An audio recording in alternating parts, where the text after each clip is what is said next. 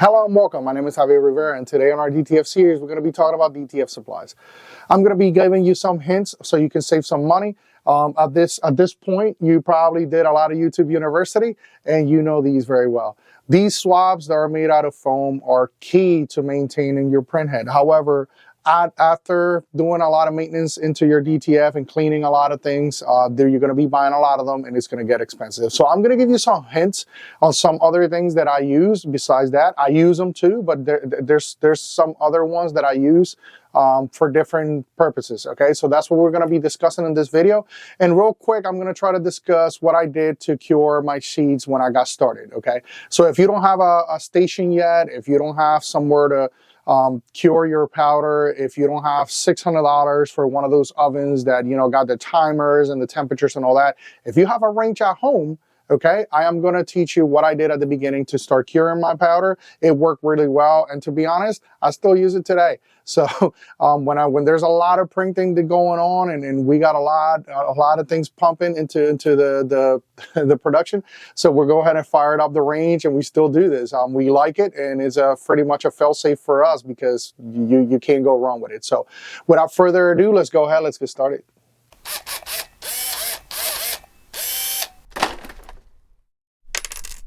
Alright guys, so the first thing that I want to talk about is the syringes. This is something that you're going to be using a lot. I'm going to try to keep the syringes short, okay? This is what pretty much sometimes is included in a lot of inks that you buy, things that you buy. The vendor will be like, oh, syringes included. Well, it's only a 10 mil, okay? Or even worse, there might be a 5 mil. You're going to go crazy trying to use this to work around. Now, don't get me wrong, they're very useful, they're very good. However, they're only 5 mils. I mean, you're going to have to fill this, you know, 10, 15, 20 times to fill your tank. So I don't use this. Now, you can use them for cleaning solution for doing things like this, okay? So you can use them for that, you know, and save some money in there. But I don't use that. I don't use this little, you know, needles that they give you.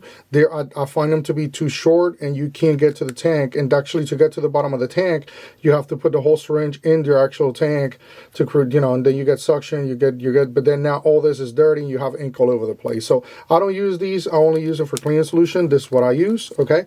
It's a 20 mil, okay?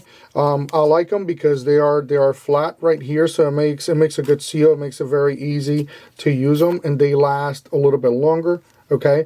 Now, they are going to be, think is somewhere between $15 for 25 of them. I think that is the cheapest that I have found them. Now, they are syringes that are bigger. However, I find them not to be cost effective. When you look about, you know, how much bang for your buck you'll be getting, I think that 20 mil, it is the way to go. Okay, I use them for everything. Now, the needles, again, I don't use the small one. Really don't like them. This is the one that I use, okay? They are $10 for a pack of 20, okay? And these are long enough that then I can actually, you know, even if you get a liter bottle, you will be able to get to almost the bottom of that bottle, and you're not going to have a mess. So this I like them. And the cool thing about them is I only bought one pack. I always clean them, always keep them clean. You know, your inks are water-based, so I clean them with water, and then you don't have to buy them ever again. But I think it's something that you should invest in getting. All right, guys, so real quick, let's talk about the foam swabs, okay? These are the foam swabs that you're going to be using a lot. A lot of people use them. They're great, but they are pretty wide and pretty big. So when you have a printer like the XP15000 or even the ET8550, if you are on the top of the mesh, you don't want to suck up the paint that is already in there, because you don't want to get air bubbles in there. You don't, you know, if you suck up this foam, there's so much foam in here that when you put this right over the print head and you're trying to clean it, it's going to suck all the ink that is on the bottom. So I don't do that with this one. I use these tiny ones, okay? That's what I use to clean on top of the print head. Why? Because there's not a lot of foam in here. There's enough foam that it won't scratch or damage it, but there's not enough foam that I'm going to be, you know, sucking up all that. So you will see, if you've done it with this one, you notice that when you start, you know, you start doing this, and next thing you know, you see your whole foam turns black if you're on the black ink, right? Or the whole thing starts turning yellow or red or magenta, whatever. Now, these won't. Okay, so then I use these to pretty much scratch up anything that is surrounding the area, you know, so if I need to scrub or do things like that, these are small enough that I can do that, okay? And these are the trusty ones that I use a lot, okay? These wooden ones I use a lot, okay? Now, I got a regular Q-tip here so you guys can see them and you can see the difference. See, that's why I don't use Q-tips, okay? Even if I grab, you know, and I try to, like, you know, grab them with my fingers and spin it to get it tight. Eventually, when you start scrubbing and you start doing things like this, you'll see how the cotton will disintegrate, okay? These you can go and like keep scratching them and you'll see that the cotton stays there. Stays true, okay? So that's why I like to use these. Now, I don't use these on top of the print head, okay? I want to clear that up real quick. I don't want to make this video boring or long. However, I don't use these on top of that metal mesh or on the glass part, like that metal part of the print head. I don't use them because the cotton will leave residue and eventually it can damage. So if one of those real tiny pores, if cotton gets stuck, it's going to pull it, it might ruin it, okay? So I don't use these for that. I use this for my squeegee, my capping station, around the print head where you take your cartridge or your damper out, and you have that little oval metal plate around it. I can go with this and clean it around, okay? And then I will save a lot on these, okay? And we'll get into pricing. Now, these I have here so you don't make the mistake I did, okay? These are hilarious. These are the ones they're commonly used for everybody, okay? They come in packs of 100. That is the biggest that I have seen. Okay, now the most cost-effective one, it's going to be around $13. Okay, now everything that is foam swab, it's going to be around the $13 to $15 range. Okay, what you're going to vary is the quantity. So these are 100 because they are going to get ruined quickly. Okay, that's why these come in handy. All right, these I believe they come in packs of 200. Okay, and they're also $13. Okay, so then these will help me get more out of these. Okay, so then I don't have to waste that many of these. Okay, these, you will see that these come on 1,000. These are no good. Do not buy them. They're gonna look like almost like a corkscrew on the front. There's no foam on them. They don't suck up any ink at all. So if you have like a flood, you will go through the whole 1,000 to just clean one color. Okay, so don't do them, don't buy them. They are also $13, but it comes on 1,000 pack. Not good at all. Okay, I have them and I kept them just in case. I have not used them, not even to try to stretch my foam ones. Okay, then we go to these. These I do use a lot. Okay, these come in these really nice plastic packs. They come rubber banded into groups. Okay, and these come in a 500 bundle, and they are also around the $13 range. So again, using these a lot, and they're wooden, man. So you can like really put some elbow grease in there and start getting into the areas and like scrub and get that rubberized things out. So these I use a lot. Okay. And now because I use these a lot, I don't have to keep buying the foam ones. And I leave my foam supplies only when I'm dealing with the top of the mesh, okay, where my cartridges hit. I only use them for that. Or if I have to remove the print head and I need to clean that metal surface of the print head, that's when I use that foam. That's it. Rollers, if I have ink around the rollers, if I have anything, I use these, okay? All right, guys, and the last one that I'm going to talk about on the supplies is going to be your shop towels, okay? You're going to be needing shop towels. Now, you can use paper towels, okay? A lot of people use paper towels, and that's okay. The only problem that I see with paper towels is that they disintegrate.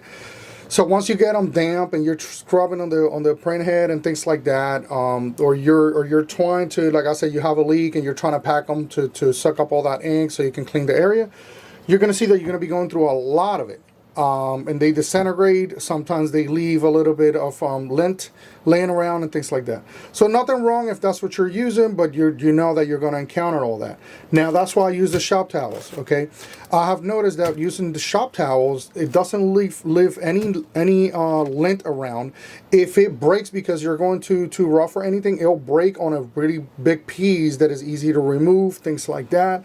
It actually sucks up really good. I mean, I'm almost a Scotch salesman right now. But these are really good.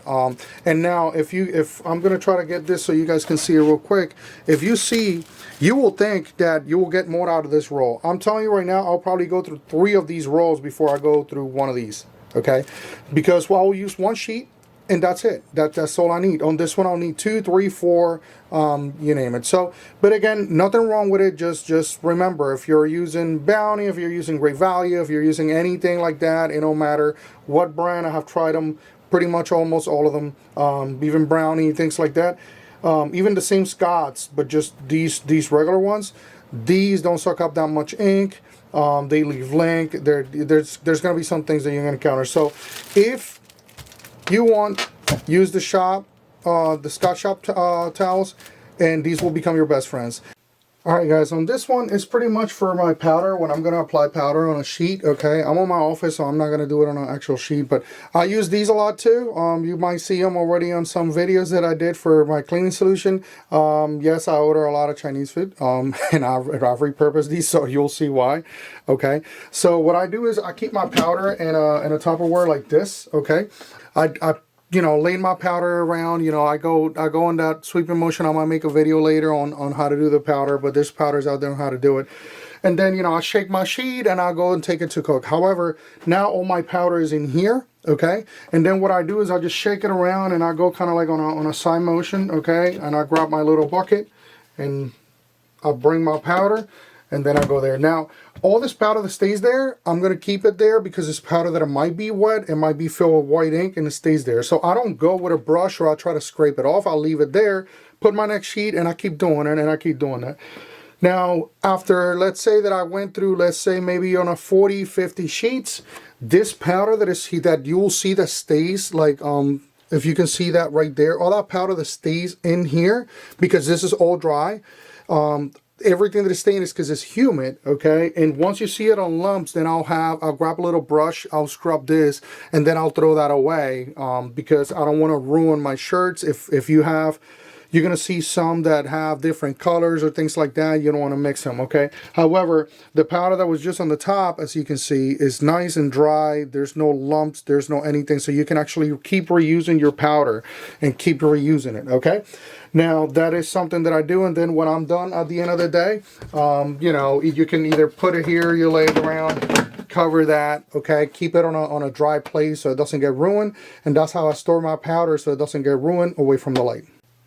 Alright guys, so there you have it. So those are the supplies that I use, a lot of them, okay? Hopefully I can save you some money and you're not buying like a 40mm syringe, or you're not buying, you know, those square foam swabs, you know, by the thousands, and then now you can go ahead and spread, you know, that around with different type of swabs, and then you can do your maintenance to save you a little bit of money, okay? And the last one is this right here.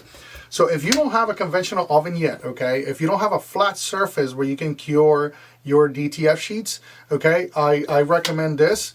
I used my range when I first started it. I didn't have one of those fancy ovens to cure my DTF, okay, and you don't have to invest on one right away.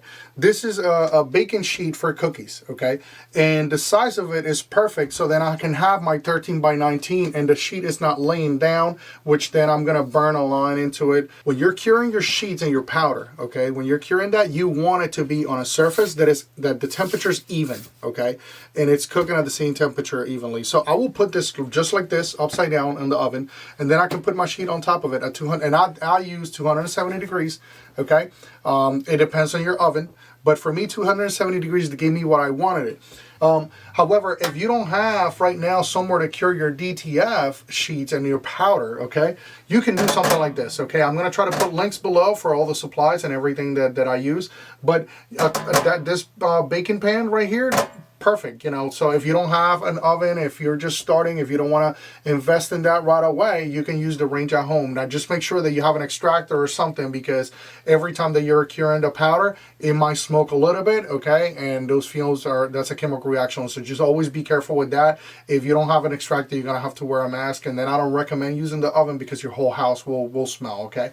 But if you have an extractor on top, just turn that extractor on high, use your range before, you know, until you can actually invest in something to cure your DTF powder. So anyway, we'll leave it at this right here. Hopefully I can help you guys save some money. Hopefully you enjoy my video. If you enjoyed it, leave me a comment, okay? Give me a thumbs up. Don't forget to subscribe. And again, thank you for watching.